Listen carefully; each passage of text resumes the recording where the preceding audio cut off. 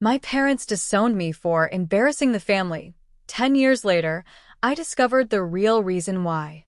I'm sitting in a lawyer's office right now, hands shaking, trying to process what I just learned. 10 years. 10 years of therapy, of wondering what was wrong with me, of blaming myself for destroying my family. And it was all a lie. Every single word of it. My name is Nathan. I'm 32 years old, and I just found out that my entire life has been built on a foundation of deception. But let me start from the beginning, because this story doesn't make sense any other way. I grew up in what looked like the perfect family. My father, Richard, was a successful corporate attorney. My mother, Patricia, was a real estate agent who specialized in luxury properties. We lived in a beautiful house in an affluent suburb, belonged to the country club, attended the right church, socialized with the right people. My older sister, Caroline, was the golden child. Straight A's, captain of the tennis team, married a lawyer, gave my parents 2 perfect grandchildren. And then there was me. I was always a little different. Quieter, more artistic, preferred books to sports. My parents tolerated it when I was young, but as I got older, the pressure to conform intensified. My father wanted me to go to law school. My mother wanted me to date the daughters of her friends. They had this vision of who I should be, and I kept failing to meet it.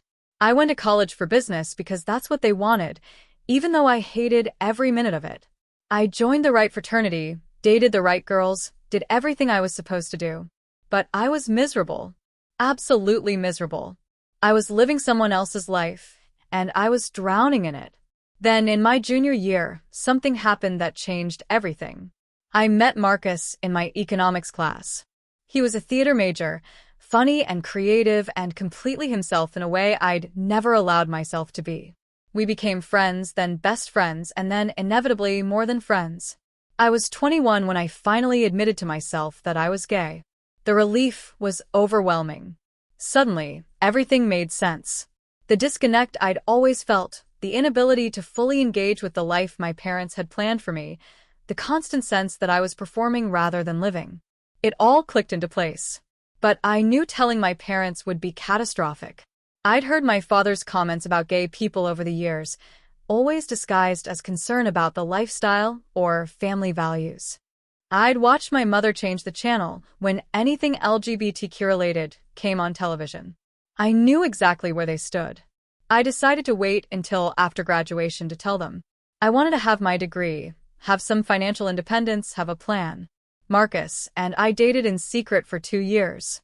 He was patient, understanding, even though I could see it hurt him that I wasn't ready to be public about our relationship.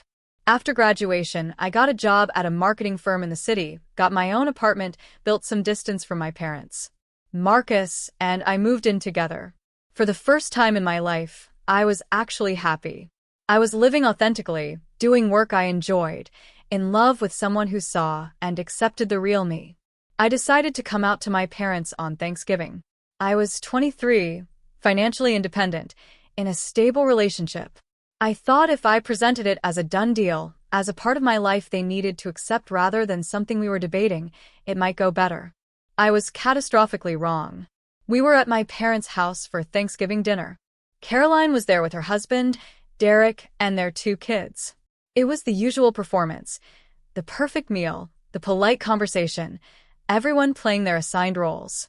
After dinner, I asked if I could talk to my parents privately.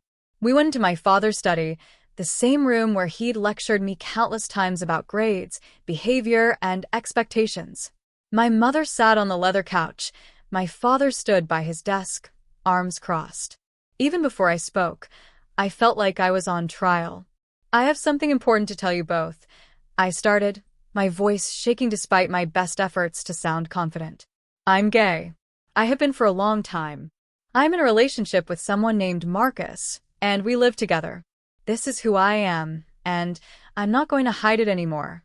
The silence that followed was deafening. My mother's face went completely white. My father's jaw clenched, so tight, I thought his teeth might crack. Then my father spoke, his voice low and cold. No, you're not. Dad, I said no, you're not. This is a phase or confusion or something that happened because you fell in with the wrong crowd in college. But it's not who you are. We didn't raise you to be this way. You didn't raise me to be gay, you're right. Because that's not how it works. I was born this way. I've known since I was a teenager. I just couldn't admit it. My mother started crying. Not sad crying, but angry, hysterical crying. How could you do this to us? After everything we've done for you, everything we've sacrificed, this is how you repay us? I'm not doing anything to you. This is about me, my life. My father walked closer, his face twisted with something between rage and disgust. If you choose to continue down this path, you are no longer part of this family. We will not have our family name associated with this lifestyle. We will not be embarrassed by you in front of our friends, our church, our community. I felt like I'd been punched. You're disowning me? For being honest with you? We're giving you a choice, my mother said, wiping her tears. You can end this relationship, get help, fix this problem, and we can move forward as a family. Or you can choose this life, and you'll be doing it alone. There's nothing to fix. I'm not broken. My father's voice was ice. Then we have nothing more to say to each other. I want you out of this house. Don't contact us. Don't contact your sister. Don't show up at family events. As far as we're concerned, we have one child now. I looked at my mother, hoping for any sign of softness, of maternal instinct overriding her prejudice. But she just looked away. I left that house and never went back. I tried calling a few times in the following weeks, hoping they'd cool down and reconsider. My calls went to voicemail. I sent letters. They were returned unopened. I reached out to Caroline, but she told me, crying, that Mom and Dad had forbidden her from having contact with me, and she couldn't risk losing her family. Just like that, I was completely cut off. No parents, no sister, no niece and nephew. The people who'd been the center of my world for 23 years just erased me. The next few years were brutal. Marcus was incredible, and his family basically adopted me, but there was this hole where my family should have been. Every holiday, every achievement, every moment when you want to call your parents and share something, I felt their absence like a physical pain. I went to therapy, trying to process the rejection and the grief. My therapist helped me understand that their reaction was about their issues, not my worth. But knowing something intellectually doesn't make it hurt less. Marcus and I got married 3 years ago, a small ceremony with friends and his family. I didn't even send my parents an invitation, knowing it would just come back unopened. But I thought about them that day, wondered if they ever regretted their choice. I threw myself into my career, working my way up to creative director at my firm. I built a good life, a happy life. But there was always this underlying sadness, this question that haunted me. How could the people who raised me, who claimed to love me, just turn it off like a switch? Then, 2 weeks ago, I got a call from a lawyer I'd never heard of. A Mr. Benjamin Rothstein, calling from a firm in the city. Mr. Sullivan? Nathan Sullivan. Yes, that's me. My name is Benjamin Rothstein. I'm an attorney handling the estate of Richard Sullivan. I believe he was your father. My heart stopped. I'm very sorry to inform you that your father passed away 3 weeks ago. Heart attack. It was sudden. I didn't know what to feel. Grief? Relief? Anger? It all swirled together into this numb confusion. I see. Thank you for letting me know. There's more, Mr. Sullivan. Your father left you something in his will. I'd like to schedule a time for you to come to my office. There are some documents you need to see. He left me something? We haven't spoken in 10 years. He disowned me. I'm aware of the estrangement, yes. That's actually part of what we need to discuss. Can you come in tomorrow? Against my better judgment, I agreed. Marcus offered to come with me, but I needed to do this alone. That was this morning.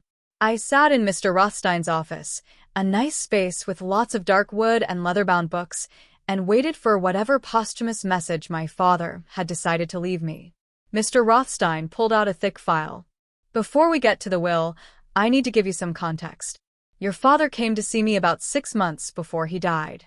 He wanted to update his will, but more importantly, he wanted to leave you a letter and some documents.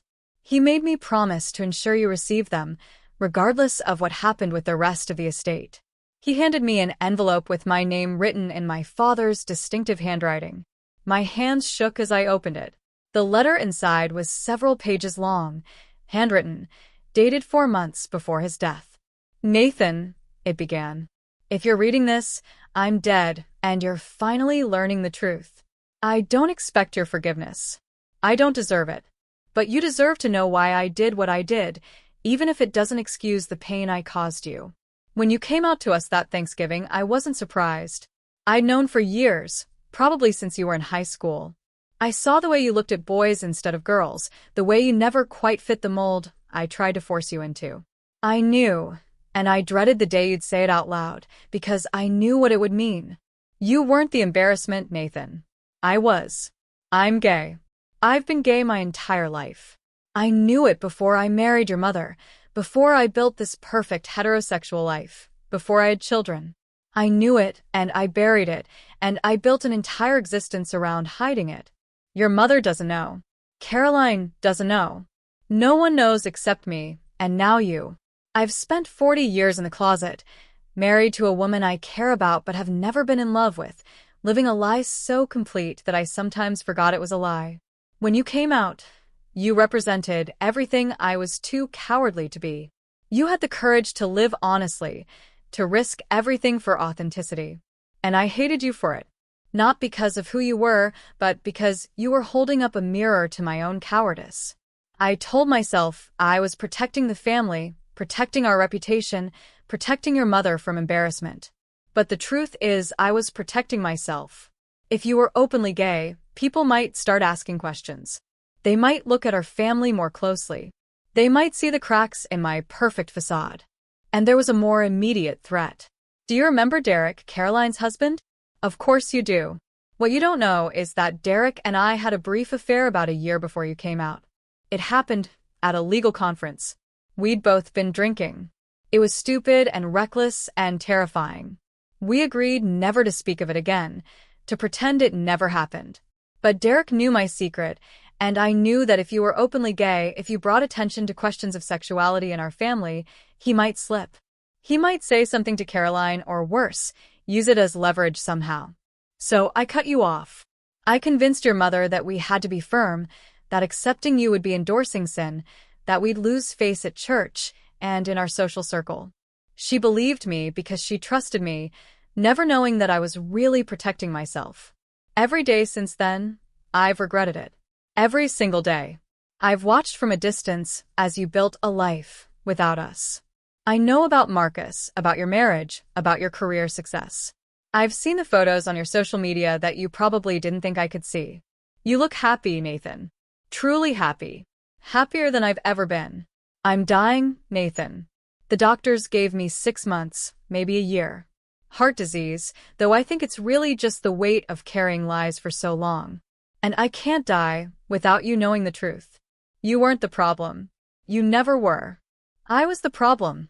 The coward who valued his reputation more than his son, who projected his own self-hatred onto you. I'm leaving you $500,000. It's not enough, could never be enough, but it's what I can do. I'm also leaving you all the documentation of my other life, the proof of who I really was, so you know this letter isn't just more manipulation. I don't expect forgiveness. I just wanted you to know that you were right to live your truth, even if I was too weak to live mine. You were brave, and I was a coward. That's the real family embarrassment. I'm sorry, son. For all of it. I hope you have a beautiful life with Marcus. I hope you have children if you want them. I hope you're surrounded by people who love you for exactly who you are. You deserve all of that and more. Your father, Richard. I couldn't breathe. I read the letter 3 times, tears streaming down my face, while Mr. Rothstein sat quietly, giving me space to process. The documents he mentioned, I finally managed to say, "What are they?" Mr. Rothstein pulled out another folder. Inside were years of evidence. Emails, hotel receipts, photographs, all meticulously organized. My father had documented his secret life like he was building a legal case. There were multiple affairs with men over the years, always discreet, always hidden. Dating profiles on apps he'd used under fake names. Even therapy notes from a counselor he'd seen briefly, discussing his struggle with his sexuality. Why did he keep all of this? I asked. I think he wanted you to know this wasn't a deathbed lie or manipulation. He wanted you to have proof that his confession was real. I looked through the documents, my hands numb. There was a photo of my father with a man, both of them smiling, clearly on vacation somewhere tropical. He looked happy in that photo, really happy, in a way I'd never seen him look at home. There's one more thing, Mr. Rothstein said gently. Your mother contested the bequest to you. She doesn't know about the letter or the documents, just that your father left you a significant sum. She's claiming undue influence, arguing that you manipulated him somehow, even though you haven't spoken in a decade. I laughed, a hollow, bitter sound. Of course she is. The will is ironclad. She won't win. But I thought you should know. Your sister hasn't contested it, for what it's worth. I believe she's attempted to contact you several times in the past few weeks. I checked my phone. He was right. Missed calls and voicemails from Caroline's number, all from the past 3 weeks, all after my father's death. I hadn't noticed because I'd long since trained myself not to hope for contact from my family. What do I do with all of this? I asked, gesturing to the documents. That's entirely up to you. Your father left instructions that it's yours to keep private or make public as you see fit. He said, and I quote, Nathan deserves the agency I never gave him. I left the office in a daze, clutching a folder full of my father's secrets and a check for $500,000. I sat in my car for an hour, just staring at nothing, trying to reorganize my entire understanding of my life. My father was gay. My father had affairs with men, including my brother-in-law. My father disowned me not because I embarrassed the family, but because I threatened to expose what he'd spent a lifetime hiding. 10 years. 10 years of believing I was the problem, that something about me was so fundamentally shameful that my own parents couldn't love me. And it was all projection. All of it. His homophobia wasn't about religion or values or family reputation. It was self-hatred, turned outward and weaponized against his own son. I drove to Marcus's office. He took one look at my face and told his assistant to cancel his afternoon meetings. We went to a quiet cafe, and I told him everything. He listened, holding my hand across the table, letting me cry and rage and process. What are you going to do? He finally asked. I don't know. Part of me wants to burn all of it, pretend I never saw it. Part of me wants to show it to my mother, make her understand what she participated in. Part of me wants to post it all online and let the whole world see what my father really was. What do you want, though? Not what he deserves, not what she deserves. What do you need? I thought about it. What did I need? Revenge? Vindication? An apology from my mother that I'd probably never get? I need closure, I said finally. Real closure. Not the fake kind I thought I'd achieved through therapy. I need to close this chapter knowing the whole truth. That evening, I listened to Caroline's voicemails. The first few were awkward, formal condolences about Dad's death. But the later ones were different. Nathan, it's me again. I know you probably don't want to hear from me. I wouldn't blame you if you deleted these without listening. But I need you to know that I'm sorry. I'm so sorry. I let Mom and Dad dictate whether I could have a relationship with you, and that was wrong. You're my brother. You've always been my brother. The fact that you're gay doesn't change that, shouldn't have ever changed that. I've been thinking a lot since Dad died about the choices I've made, the things I've accepted. I have 2 kids now, Nathan. 2 kids you've never even met. What kind of message am I sending them about love and acceptance if I'm teaching them that family is conditional? I don't expect you to forgive me. I don't expect you to want a relationship with me. But I needed you to know that I was wrong. I chose wrong.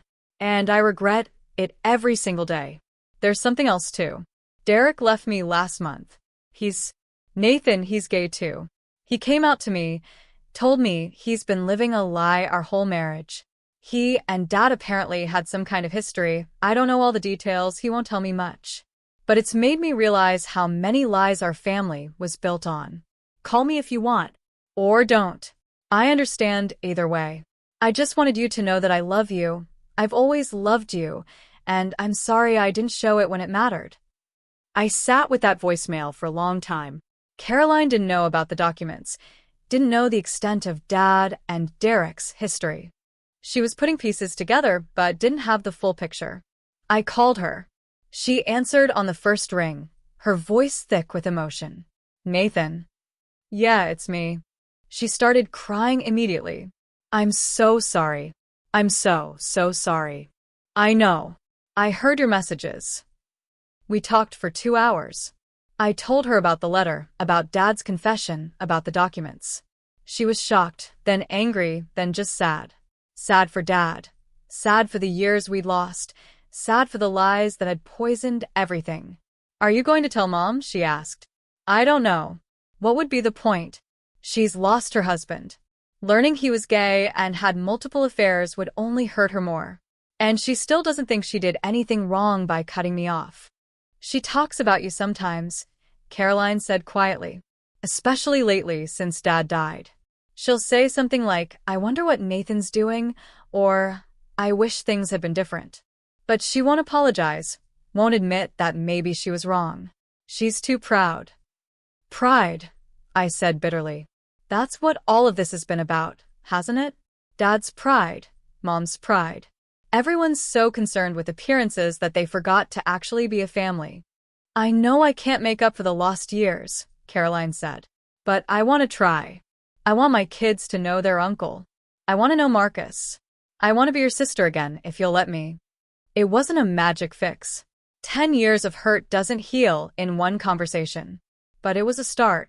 Over the next few days, I made some decisions. I decided not to show the documents to my mother. She'd lost enough, and she'd have to live with her choices without the added burden of knowing her entire marriage was a lie.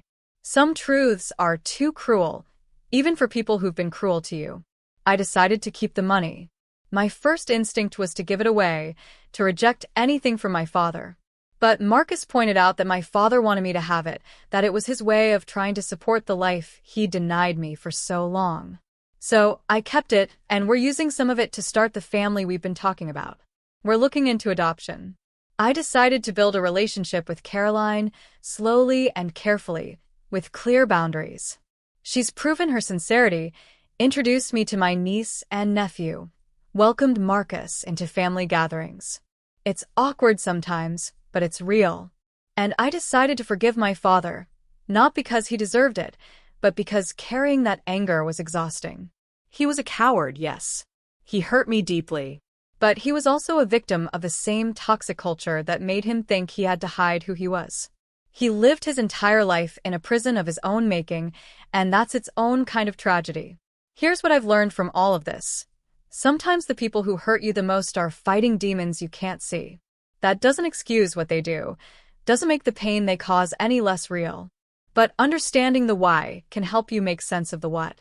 My father didn't disown me because I was an embarrassment.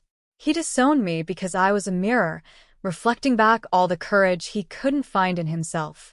I was living the truth he'd spent 40 years running from, and he couldn't bear to look at it. I was never the problem. The problem was a society that taught him to hate himself, that made him believe he had to choose between authenticity and acceptance. The problem was a culture that valued reputation over honesty, appearance over reality. The problem was fear, deep and corrosive, that convinced him the only way to survive was to hide. I'm 32 years old, and I've spent the last 10 years believing I destroyed my family by being myself. Now I know the truth. My family was already broken long before I came out. I just had the misfortune of being born into a house built on secrets and shame. But here's the thing, I survived. I built a life anyway. I found love, built a career, created a family of choice when my family of origin abandoned me. I did all of that while carrying the weight of their rejection, believing it was my fault. Now, knowing it wasn't, I feel lighter than I have in years. The shame I'd internalized, the nagging voice that said maybe they were right, maybe there was something wrong with me, it's finally quiet.